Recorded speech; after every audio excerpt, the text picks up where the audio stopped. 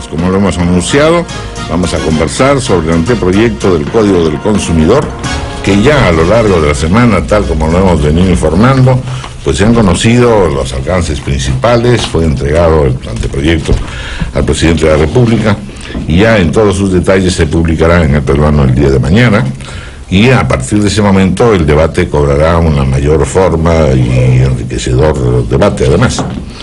De todas formas, podríamos, y de hecho esa es la intención de este programa, avanzar en algunas ideas con respecto a este tema. ¿Qué cosa es ser consumidor? ¿Cuánto ha cambiado toda la condición del consumidor en el mundo contemporáneo? ¿Esto significa que el consumidor es un santo, una víctima? No, es una persona normal y corriente. Lo curioso es que entre consumidor y ciudadano hay que establecer una correlación, porque hay consumidores que en realidad no son ciudadanos, no solo porque no se les considera, no se les informa, no se les indica las cosas tal como son, a qué se están comprometiendo, si adquieren un crédito, cuál es el seguro social o el seguro de salud que pueden conseguir, etcétera, sino que además tenemos el otro lado de la medalla también. El consumidor puede ser un abusivo. Un ejemplo de consumidor abusivo serían los robaluz del Congreso, para comenzar. Dato que me ha dado Patricia del Río y que me parece estupenda comparación. ¿Hay abusos de ambas partes o no? ¿Es una situación conflictiva la que se vive en el libre mercado o hay normas y hay racionalidad y hay respeto a las partes? Todo esto es lo que vamos a conversar hoy día con nuestros distinguidos invitados.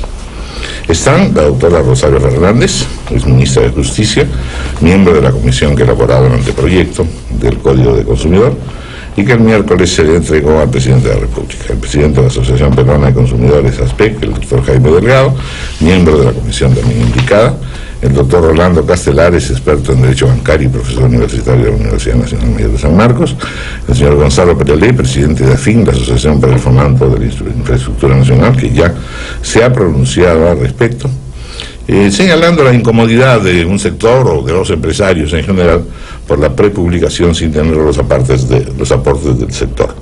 Estará también al final de la conversación, más que debate, de la conversación, el doctor Jaime Torne León, presidente de Indecopi, puesto que se le está asignando a Indecopi un rol mucho más significativo, digamos, en este futuro Código del Consumidor, del consumo. Muy buenos días y muchas gracias por estar con nosotros. Buenos días. Vamos a empezar con una exposición de la doctora Rosario Fernández, con la que ya hemos tenido ocasión de conversar también al respecto.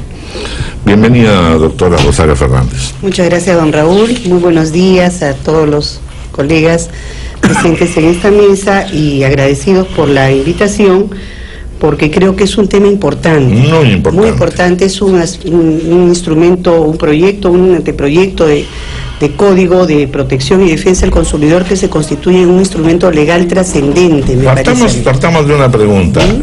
¿Un código de defensa del consumidor tiene que ser punitivo, tiene que colocarse como si se tratase de una contienda a favor de alguna de las partes de la contienda? ¿Qué cosa se procura con un código del consumidor? Aquí hemos tenido al decano del Colegio de Abogados, que también formó parte de la comisión, y lo que le preguntábamos es, ¿qué cosa hace que se necesite un código de esta índole en un libre mercado, en una economía social de mercado? Y de partida, si esto es funcional o no a los efectos precisamente de mejorar las condiciones del consumo y del desarrollo. Bueno, la respuesta radica en lo siguiente, don Raúl. Esta es una norma de desarrollo constitucional, porque el rango de protección a las relaciones de consumo está en el artículo 65 de la Constitución Política del Perú, ¿no? De tal manera que la norma responde a ese nivel de protección constitucional, de rango constitucional, que nos parece que es determinante para poder propulsar la existencia de un código. En segundo lugar, no se trata de un instrumento legal que lo que pretende es propiciar a un consumidor abusivo, sino muy por el contrario, lo que se quiere es el acercamiento de un equilibrio de las relaciones en un juego de reglas limpias, ¿no? De tal manera que se pueda permitir que las relaciones de consumo se fortalezcan de manera positiva y no, digamos, que se propenda a ninguna posición abusiva de ninguna de las dos partes. Esa es básicamente la razón de ser, la motivación de este código, que incluye y que involucra, digamos, distintos tipos de relaciones de consumo, desde las que corresponden a la vida diaria doméstica de aquella señora que va al mercado, o que va a la tienda, o que va a la bodega, o que paga la luz, o que paga el agua o el teléfono, hasta aquel que puede hacer una transacción financiera, ¿no? O aquel que puede tener que tener un servicio de carácter educativo o de carácter de salud. Todos ellos tienen el carácter de consumidores y en consecuencia el código en ese sentido es una norma transversal, ¿no? No sé si existe alguna estadística respecto a abusos, digamos, en estas áreas que usted menciona. No sé si Indecopi las tenga, pero en líneas generales, digamos, hay, como usted lo menciona, puede ocurrir que en efecto en el mercado el minorista se aproveche con el precio de la fruta o de la papa. Es un pecado, pero llamaremoslo venial. Pero sin duda, por ejemplo, una cosa que me ha impresionado estudiando lo del código, a mí me impresionó mucho enterarme de esa desigualdad en el tratamiento para los seguros de salud. Así es. Es decir, que el más viejo es el que está más frito, en buena cuenta. Así es, claro, cuanto más avancen años. Ya no sé si sea materia de una legislación, pero en todo caso, en principio, no es algo que esté, no es justiciero. Eso y el tema de las preexistencias, que también es un tema muy controversial al respecto, ¿no? A ver, explíquelo. Claro, en el tema, por ejemplo, de la protección a los consumidores o en general en las reglas de mercado, lo que se pretende es que el consumidor tenga básicamente, o que las reglas de mercado tengan básicamente dos pilares fundamentales. El primero, la información, que es básica para que un consumidor sea debidamente educado y que además tome una decisión debidamente informada.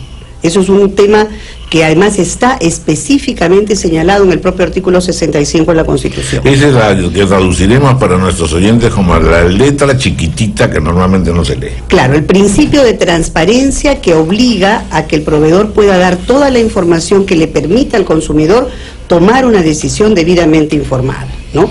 Y el pero segundo, a veces se da, como le digo, con esa letra chiquitita. A pesar de que sobre la materia ya Indecopi ha avanzado muchísimo porque ha tenido varias decisiones sobre el particular que obligan a que el proveedor tenga la obligación, a su vez, valga la redundancia, de consignar la información determinante de manera destacada, aquella información que es determinante para los efectos de la toma de la decisión. Y el segundo elemento importante en esto es el tema de la idoneidad, ¿no? El tema de la necesidad de corresponder a la expectativa en la calidad del producto, ¿no? De tal manera que no lleguemos pues a los extremos absurdos de que si yo compro un lapicero no me sirva para escribir, ¿no?